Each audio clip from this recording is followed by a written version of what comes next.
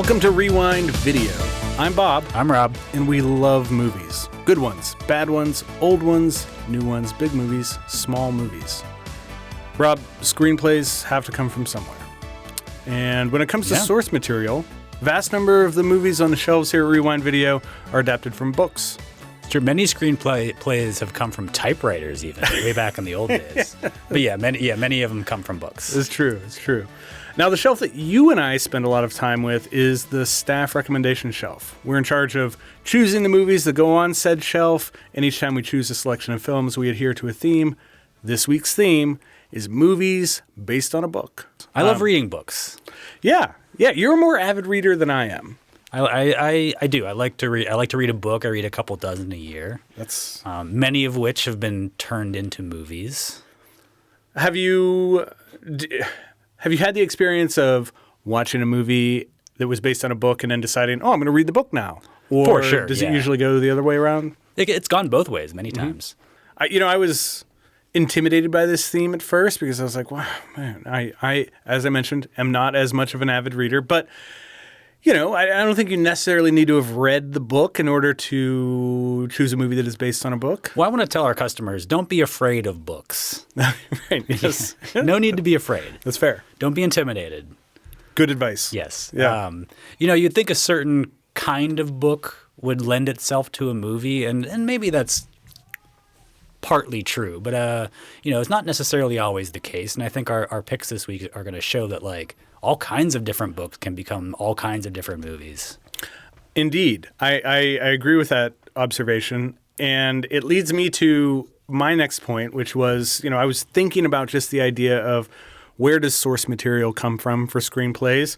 And while we have, I would say the vast majority of the movies in the store here are, if they're adapted from anything, they're adapted from books. But we do have movies adapted from video games, which is usually not done very well. We have a couple adapted from board games. Well, interestingly, we do. That's true.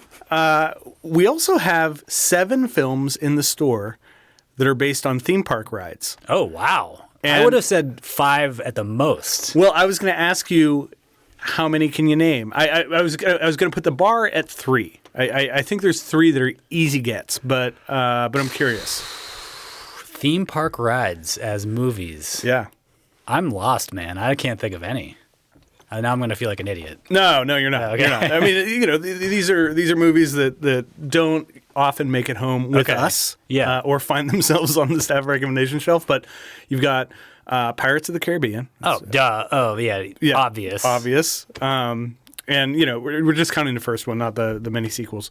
Mission to Mars, Tomorrowland, The Country Bears, which is not a book, or I'm sorry, not a movie or a theme park ride that I'm familiar with, but it is technically on the list. No, I've heard of both actually, and I think the theme park ride is no longer there. I think they just got rid of it. Interesting. But I was under the impression that it was based on the movie, but I guess I'm wrong about that. Apparently you are, but interesting nonetheless. And then the last 3 are Tower of Terror, The Haunted Mansion, and the recent Jungle Cruise movie with The Rock. Yeah, okay. Yeah. Well, separate theme maybe. Yeah, different theme. Maybe one that we'll never do. Yeah.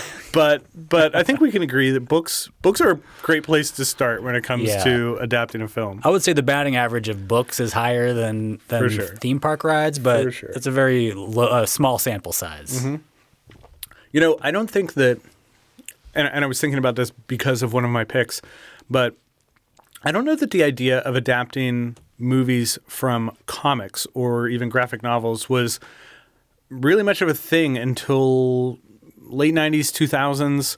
And then it exploded. Of course, we have the MCU and the DC comic universe and Walking Dead and all that shit. It's almost as if Hollywood realized, wow, there's all of this source material that we've been just turning a blind eye to. And yes, a lot of it makes for great storytelling, but it was decades of material that they had been ignoring for so long. Right. Let's start doing that shit.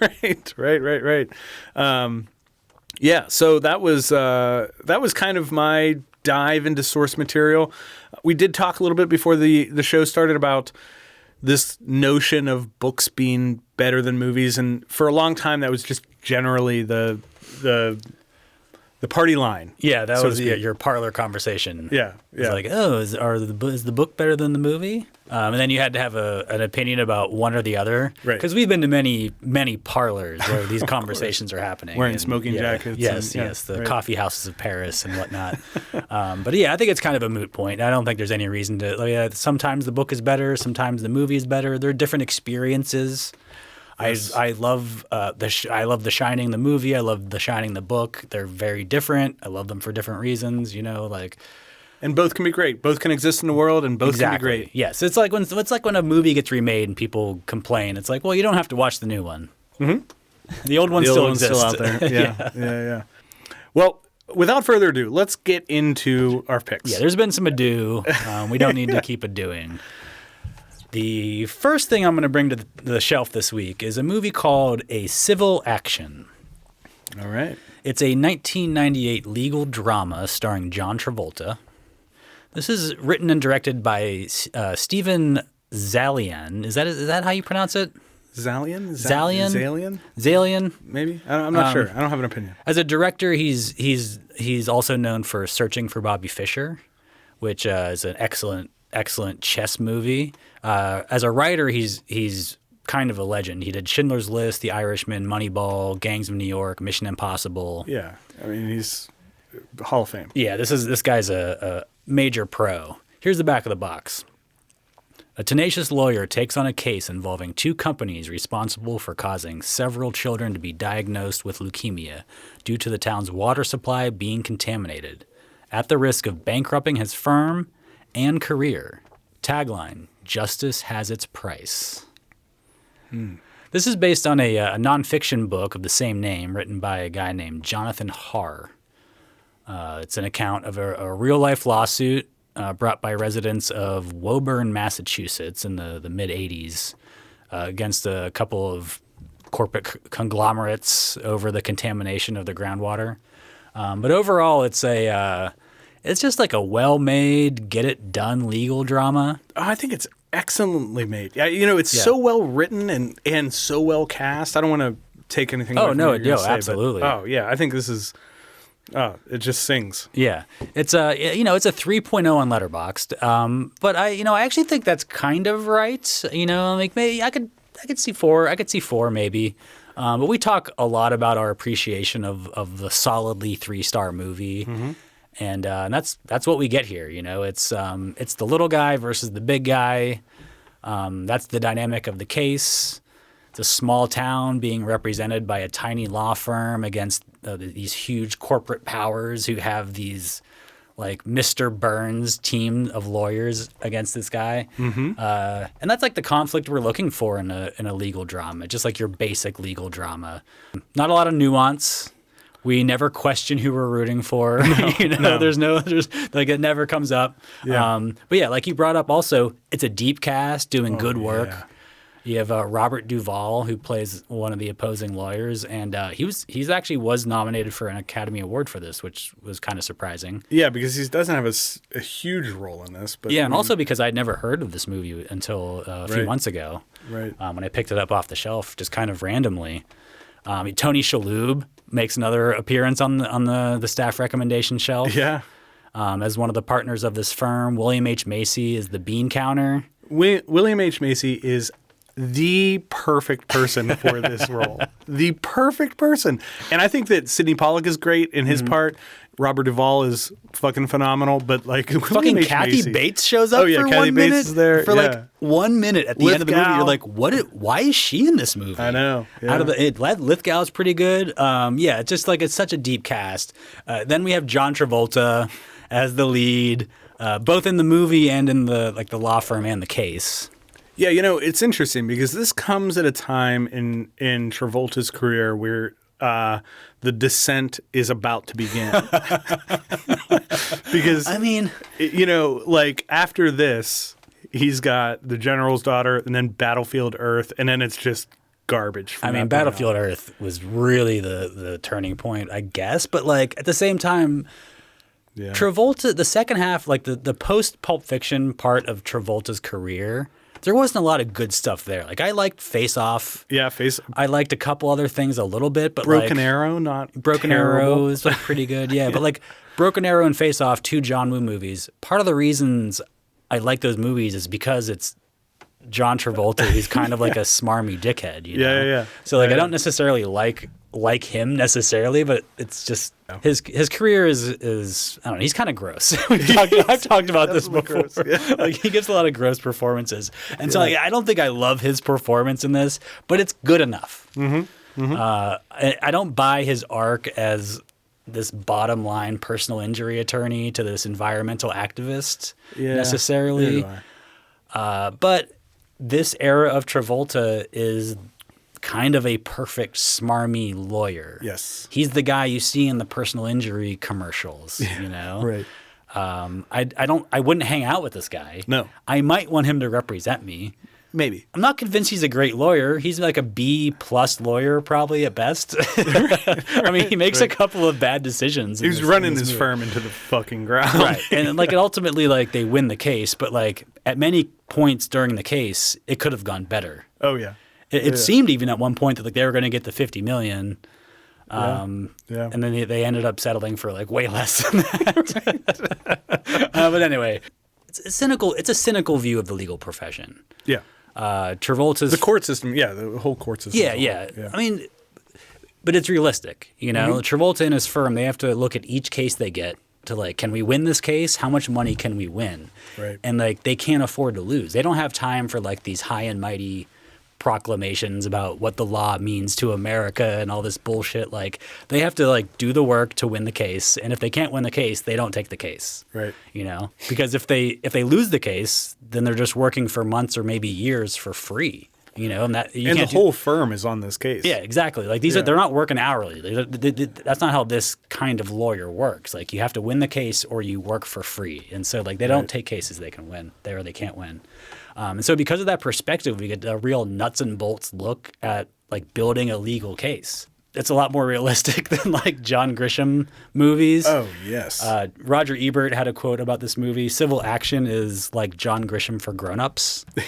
And that's pretty accurate because like Grisham's stories, like they're very fantastical. They're totally unrealistic from like a legal professional perspective. Yeah. Here we actually get a sense of how it works. How a small law firm operates, the kind of work you have to put in. You have to track people down for depositions.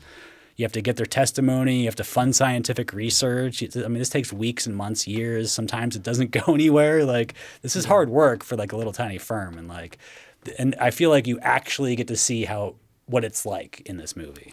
Yeah, my association with John Grisham movies or John Grisham stories in general is that at some point in the story, there's a character who's going to be running for their lives, and that that tells me everything I need to know about whether this is a realistic depiction of a. I mean, I'm sure there are lawyers who have had to do that, but it's very rare, you know, and it's kind of ridiculous. Yeah. So yeah, a civil action. It's a realistic, sturdy legal drama with good bones, solid cast. It's a tried and true story. Doesn't, in my opinion, do anything extraordinary, but it's like the lunch pail lawyer that shows up to work every day and gets the work done. So I'm putting it on the staff recommendation shelf for based on a book. That's great. I'm glad you did. This was not on my radar. I had not seen this, but I gave it a watch, knowing that you're going to bring it to the table or bring it to the shelf, as it were. And yeah, it was good. The writing is exceptional. Yeah, it's a very tight movie. It's just one of those, you know, it's just like it's satisfying. Yeah, the characters are fleshed out. James Gandolfini's in this. Yeah, and yeah, everybody's it's believable, and yeah, not a moment wasted. It's just a really good 3-star legal drama. I agree. Glad you brought it to the discussion, and hoping that our customers give it a shot. This is why it's good to wander the aisles and just pick up random things sometimes. Indeed. Well, I'm going to take us back to 1983 with my first choice, and I'm going to nominate The Outsiders for movies based on a book. Classic. So back of the box, in case you haven't seen it. When two poor greasers, Johnny and Ponyboy, are assaulted by a vicious gang, the Sox, and Johnny kills one of the attackers, tension begins to mount between the two rival gangs, setting off a turbulent chain of events. Tagline, which is rather long, they grew up on the outside of society. They weren't looking for a fight. They were looking to belong. Okay.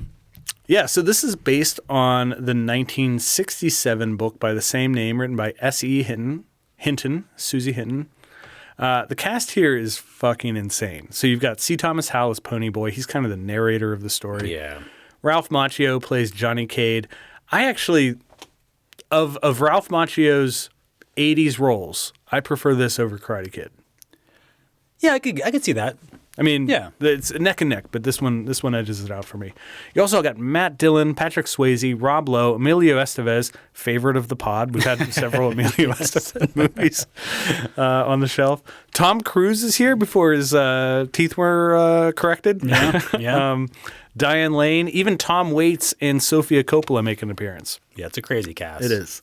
It's one of those casts that at the time, you could probably see like, oh, these kids are talented, but like, of course, no one had any idea. Oh, that, no. Like how they would all become huge stars. Matt Dillon was the biggest star at the time. Yeah. And then who knew that all of these other guys were going Everybody else. Yeah, was really who You should can be see paying it attention though. to. You can definitely see see like Rob Lowe's in it for like 3 seconds. You can be like, that guy's a movie star. Oh, he's phenomenal. Yeah. You know? Yeah, definitely. And I mean, Patrick Swayze is Patrick Swayze. Yeah. You know? Tom Cruise. Yeah. He doesn't really give a performance. No, not really. He doesn't really have any lines. But. No. This was his first role, I think. Yeah.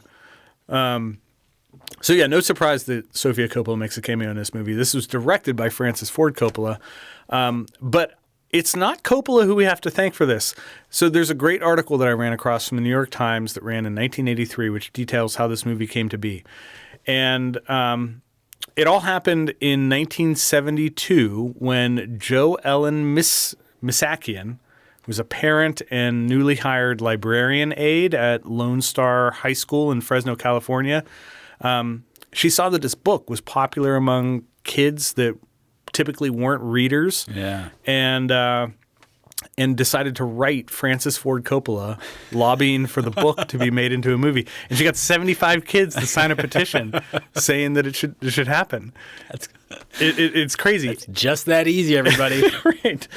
And so she sent this to Coppola, and I guess somehow got his second home in New York, like an address for that. And so it went there, not to his office. And he actually read the letter and was like, he said to his producer, check it out. I bet these kids know what would make for a good movie. Why don't you take a look at this book and see if we should adapt it? Yeah. And the producer read it, agreed, and the picture was greenlit from that. And yeah, they I mean, it's credited to the librarian in the movie, thanking her for making a case. It's kind of fucking crazy. I heard that's how Jaws got made. So it's interesting because Coppola was coming off several bangers when he took this on. So he had just directed Apocalypse Now in 1979. Godfather 2 came a few years earlier. He did A Conversation before that. But in spite of making a bunch of good movies, Zoetrope Pictures, his production company, was deeply in debt. So, well, Apocalypse Now was a disaster. It was, yeah. I mean, in so many ways. Yeah, I mean, the idea that they had any money left over after that. I'm positive he's still paying it off. I think. Oh, I'm sure. He's still bankrupt. I don't doubt it. And so he took on The Outsiders basically to run from his problems. Yeah. He was like, I don't want them calling me. I'm just going to make a movie and we'll see what happens. Filming took place on location in Tulsa, Oklahoma, which is where the book is set. The original cut of the movie came in at 2 hours and 13 minutes. Coppola cut it down to 91 because the studio put pressure on him. And then, the copy that we have in the store here is actually a little bit longer. They released a director's cut, which comes in at 114 minutes and is more true to the book. Is that the complete novel cut? It's close to the complete. Yeah. Oh, called the complete novel cut. Yeah. It is. It is called that. Yes. Because he added 22 minutes, and then he replaced part of his dad's score. Yeah. Because his dad had just died, and he's like, I can finally take some of these songs out. Put some real music in this movie. That's true. That did happen. I actually haven't seen that cut. I've seen the original cut. Oh yeah. Yeah, so I don't mind the music. I don't, Yeah, it's fine. I mean, I've seen both, and the complete novel cut is the better version. It just feels better. But I actually think he, in addition to adding some footage, he cut a few scenes out, which just help with the storytelling. So why did I choose this? This is a great coming of age story. I think that it does a really good job of representing kids from the other side of the tracks in a realistic way. The way they talk, the way they act, the way they exist in the real world. I mean, man, it seems so rigid. I don't know. It seems like almost a caste system how they're like representing it here, where it's like I'm a greaser, you're this, and whatever. Like even when the guy was like out of town and he's in the ambulance, he's like, well, actually, I'm a greaser, and he's like, really? Yeah, like What? As if other people in society know what that means and know exactly what your place is in the world. It doesn't matter where you are. Yep. Like you're always that. It's like stamped on your hand or something. And it's like that seemed a little rigid to me. I don't know. It seemed strange. That does seem strange. And for all I know, maybe it was like that, but maybe it was. I don't know. It seems like the 50s and early 60s were like really shitty, and like maybe that's how it was. I don't know. Maybe, but I do like that. I do like that it captures something about the way there's a lot of chemistry between these actors, and just the way they have this camaraderie about them. I think is really charming. I don't know that the film has aged particularly well as it relates to the filmmaking. It's a little bit cheesy at times. Yeah, I'll say this. I'll say like the first half of the movie is kind of aimless. Yeah. You don't really know what the story is. You're kind of just spending time with the characters. Even after one of them's already committed a murder, it's still just like, what are we doing here? Mm-hmm. But then once we get Ralph Macchio in the hospital, then it kind of turns into just like a greaser hangout. Yeah. And so it's just like all these dudes just kind of like hanging out, being tough, like with the greaser bros, being cool. Yep. And also in the second half of the movie, we get a lot more Swayze, which is always awesome. Always good. So they don't have too much going on. They're just kind of like hanging out. They're like, yeah, we got this rumble scheduled for later on with the Soches, which is like a weird thing to call these preppy dudes, I guess. But maybe I guess. And then there's a big fight, and it's fucking sweet. It is sweet. It's a good fight. There is one scene in this movie that had me scratching my head. The first time I saw this, and still today. And it happens when Ponyboy, Dally, and Johnny rescue a bunch of kids from that church that's on fire. Yeah. Because there's like 9 kids trapped in there, and the rest of their class has made it out. So, you're led to believe, okay, well, this is a church that's been converted into a school. But like all of the windows are boarded up, the doors are boarded up. They have to break into this place, and it's like somebody put those kids in there and started a fire. Right. That's like part of the problem with the first half of this movie is like, well, they needed to get this kid in the hospital. Like, how do you do that? How do you do that? They're literally driving down the road, and they're like, "Hey, what's that?" And it's a barn with the school bus parked next to it with a bunch of kids trapped inside. It's like this would never happen. This would never happen. The way the rescue happens is unrealistic. It's just so stupid. It's just like. But then you get to the second half of the movie, you're like, cool. This is a lot of fun. Yeah, they're gonna get a big fight later. Yeah, I'm looking forward to that. Yeah. It's like it's totally worth it. It's totally worth putting up with the first half. So critical response, somewhat mixed at the time. This has kind of gone on to become a bit of a cult classic, but critics weren't so kind upon release. Ebert gave this 2.5 stars, saying the characters wind up like pictures framed and hanging on the screen. I'd be curious to know how this movie hits for people who didn't grow up with it. It has some Stand By Me vibes. Pacing is a little bit weird compared to what we're used to today. Well, I didn't grow up with it. I didn't see it till I was probably 20. Oh yeah? Yeah. So I didn't see it as a kid. Oh. So it wasn't like But yeah, I dig it. Yeah, nice.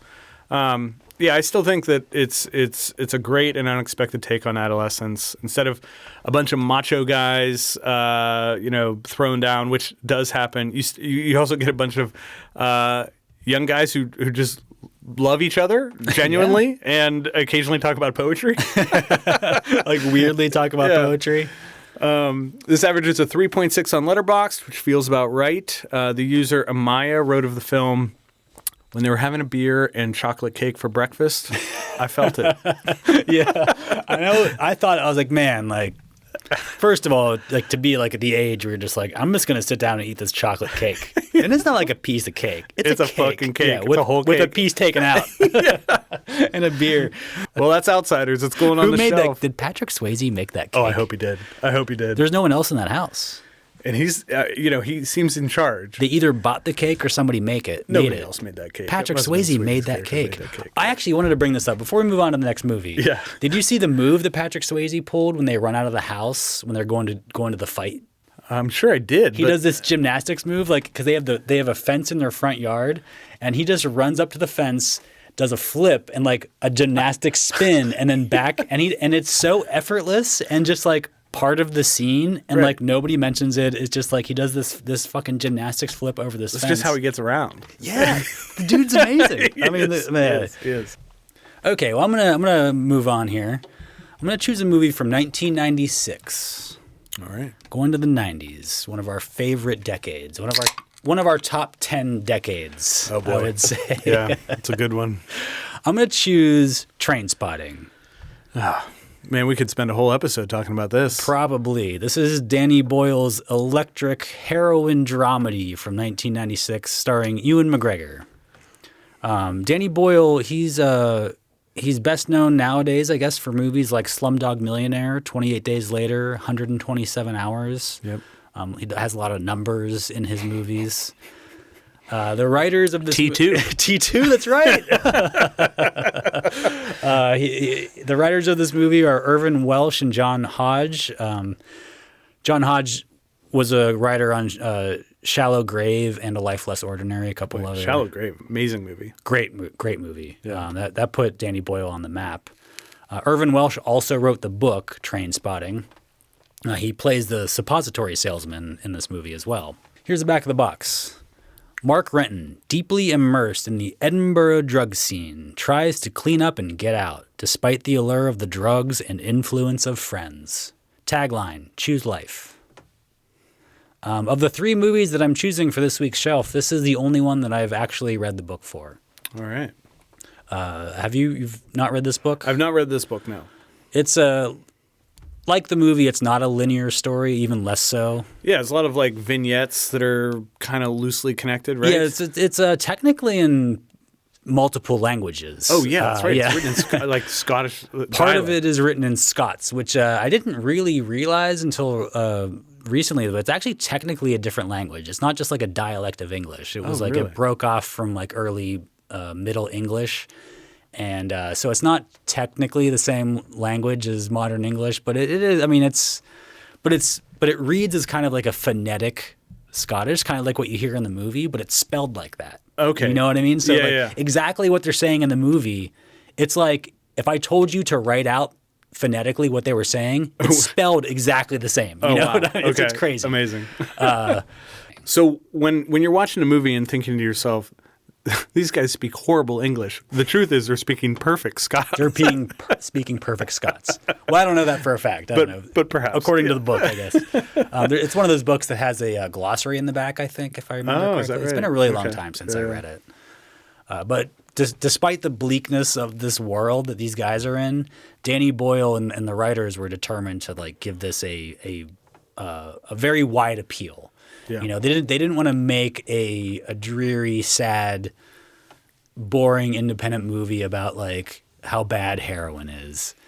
They were trying to make an energetic, exciting movie about being young junkies in Scotland and all like the shenanigans that they get into. They weren't trying to make a movie that was just like, aren't drugs bad? You do get the vibe that drugs are very bad, though. Oh, of course, yes. Yeah, but I understand what your point is. Yeah, but you know, they were successful in that sense. Like this movie was a phenomenon. You know, it was a pretty big hit in the 90s. Yeah. It made I don't know $50 million. I think maybe worldwide. Maybe $20 million in the United States. It seemed like it was a much bigger hit than that, though. Right. It seems like one of those movies that once it hit video, everybody saw it. But anyway, I think one of the reasons it was kind of a phenomenon for a short time. It was the soundtrack. Oh, music is so essential to this, and the soundtrack is so fucking good. It's one of the best soundtracks of the 90s, which is one of the best decades for soundtracks ever. It has a great mix of 70s heroin rock, like Lou Reed and Iggy Pop. Underworld's here, yeah. Yeah, like contemporary English groups, Blur, Elastica, Primal Scream, Pulp, like which I was all into at the time. But it also included a lot of electronic music, EDM, I guess is what the kids call it now. Yeah. Back then, we just called it all techno. I don't think there wasn't like different kinds of electronic music. It was just like it was either techno or it wasn't. You know, remember like U2 put out that album that was like we're gonna put techno on this. I don't even remember which album that was. Zooropa, maybe? Yeah, probably. Like that. Yeah. But yes, yeah. So this soundtrack was just like I don't think the soundtrack caused the electronic music wave, but it was like right at the time that was happening. You know, I think it exposed a lot of people in America to music they were not listening to, and then immediately became obsessed with. For sure. Yeah. Yeah, absolutely. And also it was one of those movies that the songs became like fused with those scenes. Oh, 1,000%. Even the songs that I knew before I saw the movie, those songs just became like completely linked to every scene that they were in. Like they just completely recontextualized it to that scene. But it's also one of those uncommon soundtracks that had a sequel. Yes. You know, the songs that were not on this first soundtrack, and also songs that were inspired or that inspired the movie, which is kind of just a way to be like, yeah, we got some other bands on our label that we can like stick on. Let's here. keep making money. It sounds good. But I think the main reason that I love Trainspotting to this day is that it's a fantastic drugs movie. Well, I think to your earlier point, in terms of just being energetic and joyful at times, it does capture the high very well. It captures the low, extreme. I mean, this movie is like two parts. You know, the first half is very buoyant, and the last 40 minutes or so, 45 minutes. There's some bad stuff sprinkled throughout. So let's put it that way. It's ups and downs the whole time. Yeah. But what this movie never loses sight of is the fact that drugs are fun. You know, like especially at first, and especially when you're young and you're hanging out with your buds. You know, drugs are a lot of fun, and like especially when you live in a shitty place that there's nothing else to do. You know, heroin might make sense. You know, I've never done heroin, so I can't like comment on how accurately it conveys like or how it depicts the heroin high. Yeah. But one thing that I think feels really right is like the context that they put us in, and the characters, and it just. It makes the drugs make a lot more sense, you know? Right. Heroin feels right in this world. It makes sense that these guys would be drawn to it, and you know, it makes sense that they've turned to this lifestyle. Yeah, it feels like it's written from personal experience. You know, obviously this is a somewhat true account on in at least as it relates to drug use. Yes, for sure. Yeah. So yeah, Trainspotting. It's a firecracker of a movie. It's become, along with the soundtrack, a touchstone of '90s independent cinema. Somehow manages to capture the energy of the book that it's based on, and so I'm putting it on the shelf for based on a book. You know, much like The Outsiders, this also catapulted some careers. Like, Ewan McGregor had been in Shallow Grave before this, but I mean, that was it. And then, I mean, his career takes off. For sure. Danny Boyle as well. Although I've heard that after Shallow Grave, he got some offers to come to make movies in the United States. And he said, no, I want to like keep doing my thing here for like a little bit longer. Yeah. And this is what came out of it. And I think he probably made the right decision. I think he did. Yeah. But I mean, like Robert Carlyle is phenomenal in this. Oh, yeah. Kelly MacDonald was a complete unknown. She had answered like an ad. Right. And I think she was a waitress or something, and answered an ad and then became an accomplished actor from this. So, boy, it's such a visceral movie, and It's gross at times. oh, it's extremely gross. And I don't normally like that kind of stuff. I don't like poop stuff, and there's a little bit of that in here. But Yeah. also like it gets the point across. That, like this is kind of a gross existence that these guys are living in. So like you put up with it. Well, if a bit of trivia that might make the poop stuff a little bit more palatable for future rewatches of this, all of the shit created for that scene of the worst bathroom in Scotland, that's all chocolate. Yeah, well, yeah, I figured. Yeah, okay, I figured it probably wasn't bad. Oh no, yeah, certainly not real shit. But of all the things that it could create, you could use to create shit, all of it was chocolate. That's not the worst. Yeah. Well, great pick. I could talk about this for a long, long time, but our customers should see it, and if they've already seen it, they should see it again. See it again. Yeah. All right. Well, for my second choice, I'm going to skip ahead to 2007. And my second movie is 30 Days of Night. Back of the box synopsis. This is the story of an isolated Alaskan town that is plunged into darkness for a month each year when the sun sinks below the horizon.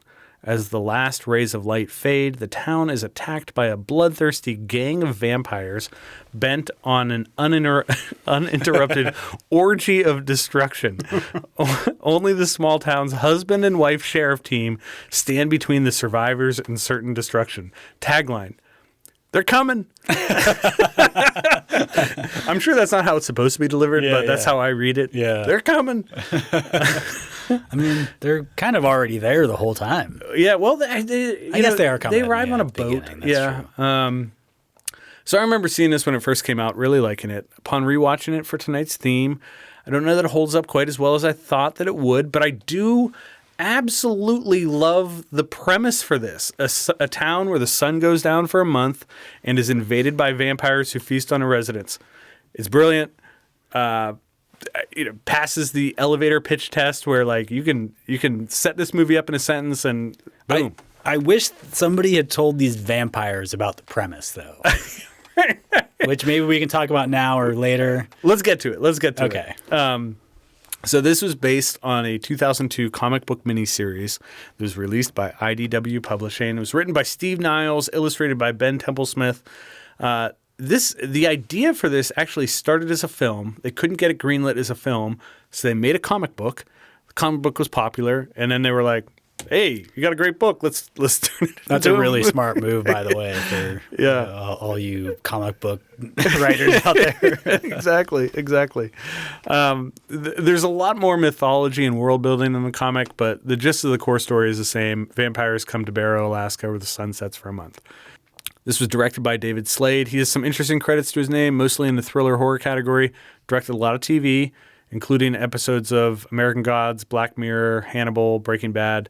His feature credits include the interactive Black Mirror movie Bandersnatch. Okay. And then Hard Candy and Twilight Eclipse, which is definitely one of the Twilight movies. I'm not sure where it falls in the canon. It doesn't matter. Yeah. This gives us Josh Hartnett, Melissa George. It's got Ben Foster, Danny Houston, and Mark Boone Jr. in smaller roles. Mark Boone Jr. is a guy that I love seeing in anything. He was Flash and Batman Begins. Which guy is he in this movie? He's the burly guy that drives like the tractor. Oh, yeah.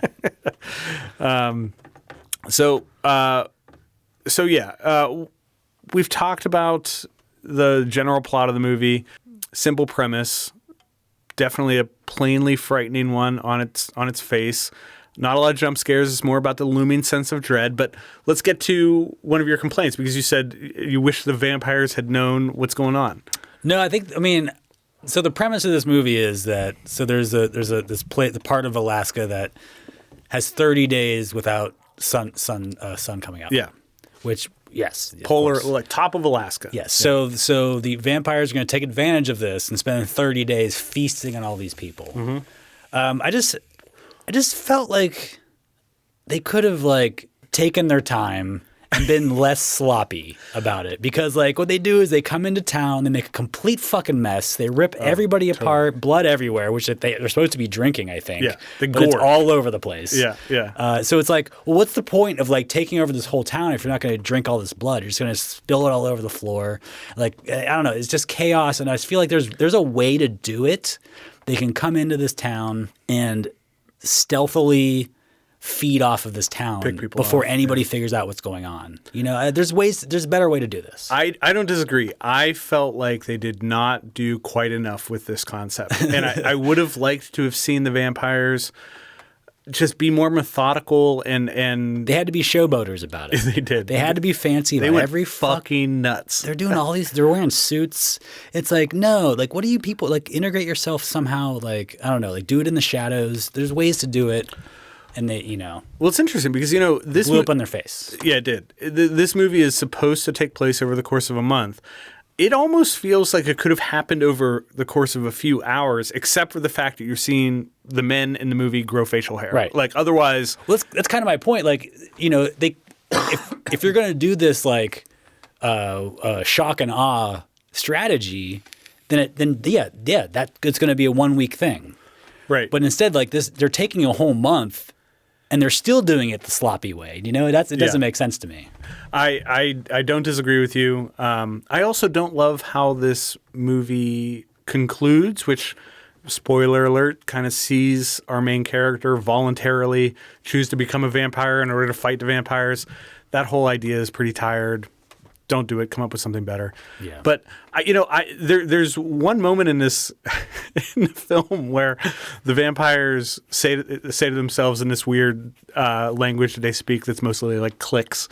We should have come here ages ago. And it wouldn't have fit the tone of the movie, but I would have loved to have seen them just be a little bit more like self-congratulatory and like pat themselves on the back and be like, this is a fucking brilliant idea. But then they fucked it up. Yeah, they did fuck it up.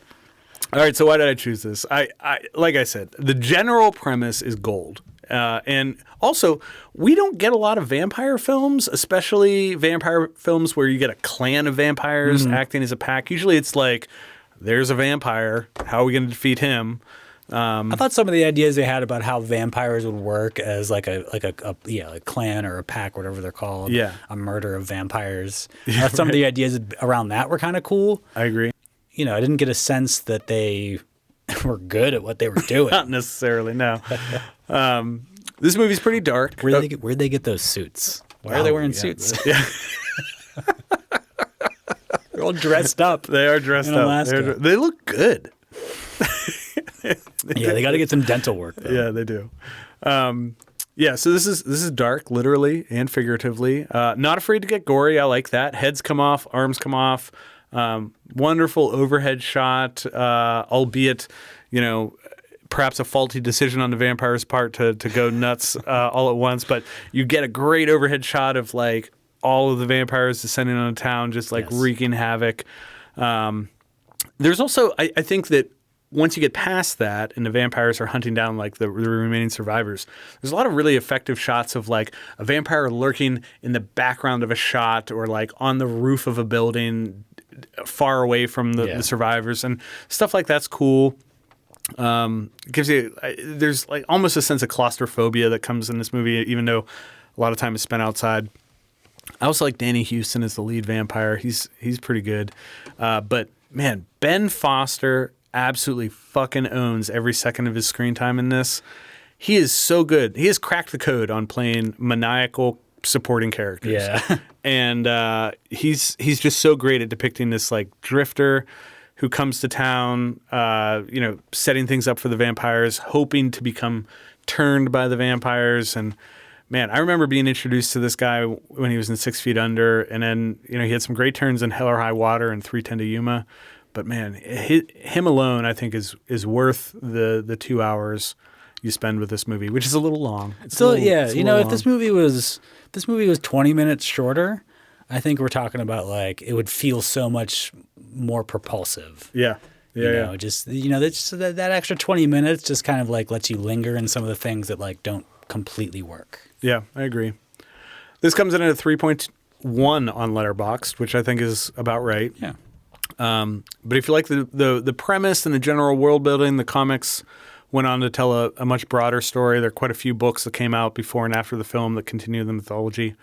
As for the film, though, I liked what Letterboxd user Eric said of 30 Days of Night. He said, this movie absolutely goes off. I don't care what anyone says, eat my ass. No punctuation. Just None necessary. None necessary. Eric. Yeah.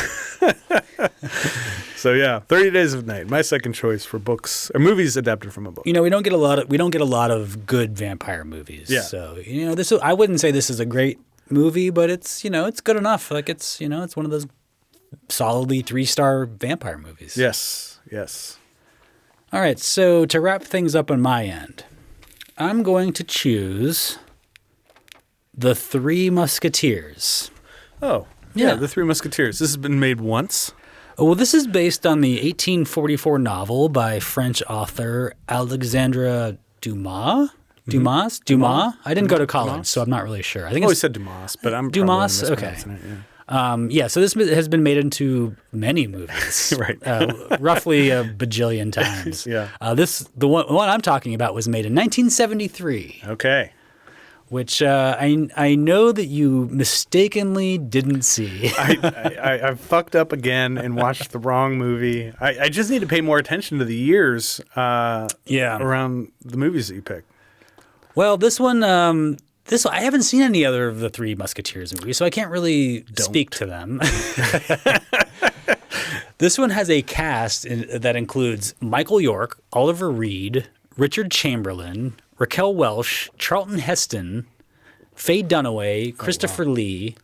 It is stacked. This is directed by Richard Lester, who directed Superman 2 and Superman 3. Really? Yeah. He also directed A Hard Day's Night and Help, the Beatles movies. Oh, wow. What a resume. This production was originally conceived as a Beatles project. No shit. So you have your Three Musketeers, and then you have your other guy who's D'Artagnan. Yeah.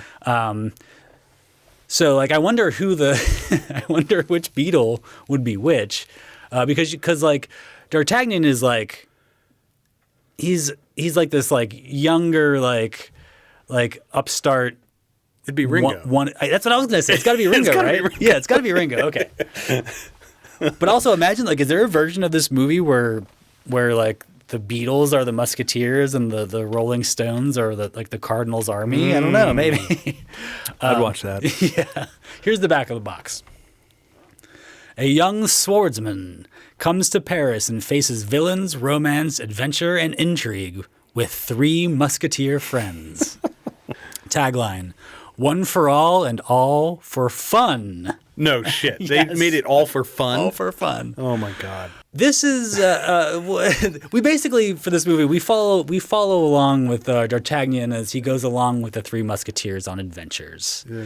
The adventures are having to do with the political relationship between France and England and various family houses within, which I don't really understand. It sort of presupposes that you understand or know something about French and English history, which nobody does. Which I don't. I mean, like I said, I didn't go to college, so. But also maybe it's not important anyway. Yeah. This version of this movie or of this story is actually really funny. Really? It's very funny. Do they earn the all for fun? I think they do. Oh, boy. Now, I've never read the book, but I don't think I have read the book. It's have you? Not fun. Like I said, I don't think the book is meant to be as funny as this movie is. No, I mean the book was. Yeah, it's an adventure story. It's yeah. This movie is an adventure comedy. There's a ton of slapstick. There's a lot of people like falling down, getting hit with objects or horses or something, and like landing in the mud. This is like slapstick comedy. There's a ton of slapstick. I would say it's like 1 or like 1.5 steps away from Monty Python style of parody. It's just very silly, and there's just everything's funny, but the action is actually very exciting. The fight scenes are great. The Musketeers use comedy in their fights. Really? And that's kind of how they win. Like they're they're not better fighters. They're like, but they're funnier. And so like when they pull off a prank, like they somehow win the fight. But it's not. But it's still there's still a seriousness. Like there's still like life and death on the line. So is it like action injected with just a sprinkle of like Three Stooges-ness? It's not quite that silly. Not quite that silly? Okay. It's shot at this big swashbuckling epic. Okay. And they just fill up the screen in every shot. The costumes are incredible. The production design is insane. Like partially because like that's what France was like back then. Yeah. The sword fighting is awesome. It's violent, but it's humorous. In my opinion, we don't get enough sword fighting in movies these days. No. But ultimately, like the tagline says, this is just a ton of fun. It's like a swashbuckling hangout movie. Wow. Like later on in the movie, around the beginning of the third act, one of the Musketeers like turns to the other as they're about to ride off into like some sort of danger. And he says something along the lines of like, do we even know what this is all about? Like, what are we like? Why are we going here? And the guy and the other Musketeer is just like, stop asking so many questions. It doesn't matter. Just die where you're told to. And that's kind of how I feel about the plot of this movie. There's something to do with diamond studs. The Queen of France is like sleeping with the Prime Minister of England and like yada, yada, yada. It doesn't really matter. We get old school tall ships. We get castles, secret passageways. Love it. Horses. There's a sword fight under a fireworks display. So it's just like checking all these swashbuckling boxes. I found a review on Letterboxd by actor podcaster Paul Scheer, which he's a bit of a celebrity. But here's his review of this movie: Pirates of the Caribbean. If everybody acted like Johnny Depp, and it's not quite as wild as that, but that's definitely the vibe of this movie. Oh. Wow. I feel like I missed out by missing this movie because you'll have your chance. I will. And boy, I think that they never did it quite as well as it sounds like this movie was done because it's a ton of fun. Boy, the Charlie Sheen, Kiefer Sutherland, Chris O'Donnell 1993 version of this, horrible. Not on the shelf. Not on the shelf. Nor will it be. Yeah. And then there was one that came out in 2011 that's also bad. Well, so I'll say the 1973 version, the Musketeers just seem like cool, fun-loving guys that can kick some ass. This movie makes me want to like hang out with these guys more. Yeah. It makes me maybe want to be a Musketeer myself and go on adventures with them. So for all those reasons, I'm putting this movie on the shelf. Definitely check it out. It is a swashbuckling, action-packed comedy. And actually, the performances are fantastic. The cast is great. And there's sword fighting. So check it out. I certainly will. I hope our customers do too. You know, I maybe sold this a little short by saying... There's also a sequel. Really? Called The Four Musketeers. Same group of people? Yeah. It's like the Back to the Future. Just more fun? Back to the Future 2, 3 thing. Like they actually like at the end of this movie, there's a trailer for The Four Musketeers. So it was like a single production. Oh, wow. Yeah. Have you seen it? I have not seen that one. Interesting.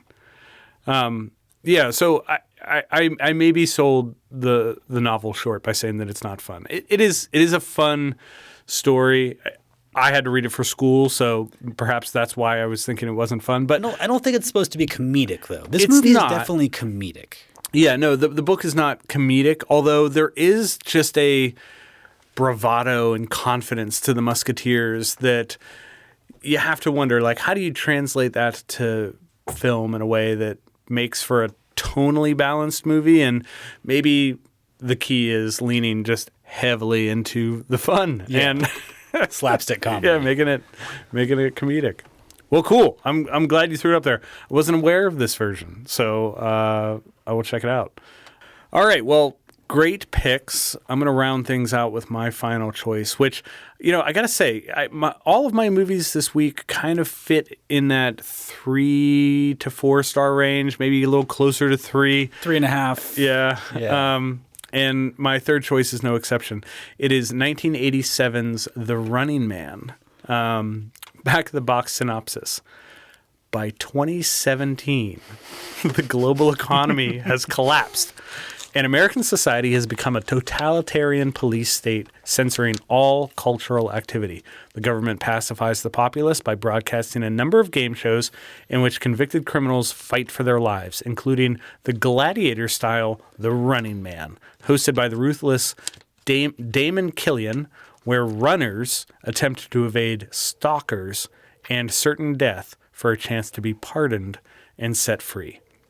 So this is one of those stories written decades ago that takes place in the future, but we've already lived through the year that this is set in. And while we never got a game show where contestants needed to compete for their lives, yet 2017 was a year in which we had Donald Trump as president. Things were batshit crazy in America. And there are some things here in the story that do feel accurate. By 2017, Fear Factor had already been canceled for several years. You know what I mean? Like we weren't that far off. We weren't that far off. So yeah, I mean the network that airs this game show has kind of a genuine like Fox News vibe. They're not afraid to manipulate the truth in order to tell the story that they want to tell. And then the general public's appetite for violence is as true of present day America as ever in this movie. Although, I don't know. I think that one of the things that this movie gets wrong about the audience is how I think they miss a thing that like is kind of obvious in wrestling, where it's like sometimes like they want to turn, and like this movie kind of gets it late. Yeah, but I think a real audience is like there's a little bit of it on both sides the whole time. I agree. Yeah. There's the professional wrestling parallel is a good one. But what is this movie based on? It's adapted from a story by Stephen King when he was writing under the pseudonym Richard Bachman. This is a book that I have read. This is actually one of the first Stephen King books that I had ever read, and the book was genuinely frightening. The movie, not so much, but that doesn't mean that it isn't fun. Running Man was directed by Paul Michael Glazer, who doesn't have a lot of noteworthy stuff to his name. In fact, the Running Man comes at somewhat of a high point in his career. He directs this, followed by The Cutting Edge, followed by The Air Up There, and it's pretty much downhill from there. Cutting Edge is that ice skating movie? It is, yeah. We've talked about it on the podcast. Yeah, we've talked which I don't remember what context, but D.B. Sweeney, Moira Kelly, yeah. Cutting Edge. This stars Schwarzenegger in his prime. Arnold was coming off The Terminator in 84, Commando in 85, Predator in 87, and then this in the same year. Yeah. Twins happens the next year, Total Recall, Kindergarten Cop in 90. We're at like peak Arnold. But I think this was also the peak like dumb movie Arnold. For sure. Peak, I think especially dumb action movie Arnold. Yeah, I think like the next year, next couple movies were like he started to get into like a little bit different. Like it wasn't just like I'm big and strong and fighting people. I'm also big and strong, but I can be a substitute kindergarten teacher. Right, yeah, exactly. Or Danny DeVito's my brother. Yeah. Which he's good at. He's great at. Yeah, he's good at that stuff. Yeah, absolutely. So, Schwarzenegger's probably the only really recognizable actor in this film. You get Jesse Ventura, who's a small part as one of the stalkers. I disagree. Well, Richard Dawson's also here as... Richard Dawson is incredible in this movie. And I've heard that... So Richard Dawson hosted Family Feud from 76 to 85, and there's reports that in real life, as the host of that show, he was every bit as villainous as he's depicted in this movie. Yeah, he's a fucking prick, apparently. Yeah, but he's amazing in this movie. He's so good. I could watch just a whole movie about him. Yeah, but also Yaphet Kotto. Oh, yeah, who I know from Homicide: Life on the Street, which I had a weird obsession with as a child. But I don't know if you noticed this in this movie, and the spandex suits helped. But there's especially in the shot where there's a silhouette of them in like an alleyway or something, and Arnold Schwarzenegger is a huge man. Yeah, Arnold Schwarzenegger I think isn't like 6'2" or 3 or 4. Like he's tall. He's big, but also like he's wide. Yeah, and there's a shot in this movie where you see Yaphet Kotto is like so much bigger than Arnold Schwarzenegger. Really? Like several inches taller and like significantly like his shoulders are like way wider. You're I did not notice that. Koto is like a fucking huge, like he is he was a gigantic man. But he's great. He's got the best cheeks in Hollywood history, I think. No one's had cheeks like this man. Boy, that should be a upcoming theme. Best cheeks? Yeah, cheeks. I mean, just be a bunch of Yaphet Kotto movies. Well, getting back to The Running Man, the game show at the center of this film is a lot. I guess it's kind of like a deadly version of the classic American Gladiator show, maybe mixed with Judgment Night and the 1990 video game Smash TV. I mean, yeah, it's hard to say. It's hard to say what this show is like normally. Yeah. Because they seem unprepared for it to keep going on. Oh, they don't expect anyone to get past the first stalker. The first guy. Yeah. But also they have like a halftime show. Do they have the stalkers die repeatedly? Or is this the first time? It felt to me like this is the first time. Felt like both.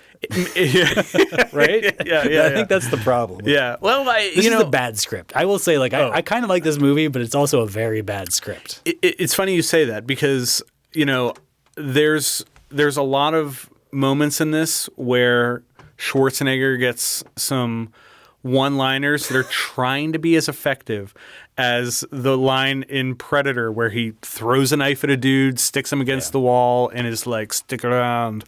But this is like the parody version of it. But it's not as good. Parody. It's exactly. Yeah, none of them hit, and this is a McBain movie. This is a McBain movie. Yes.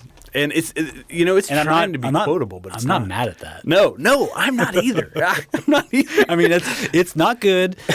It's basically a parody of an 80s action movie, but okay. Yeah, it's what I was going to say is you got to get high before you watch it. You should definitely get really high. Get high. It's a 3-star movie. It's 3 big dumb stars. Yeah, it's schlocky, but it's fun schlocky. The stalkers are supposed to be frightening. They're not frightening at all. They're more like wacky mascots that Arnold takes out in equally wacky ways.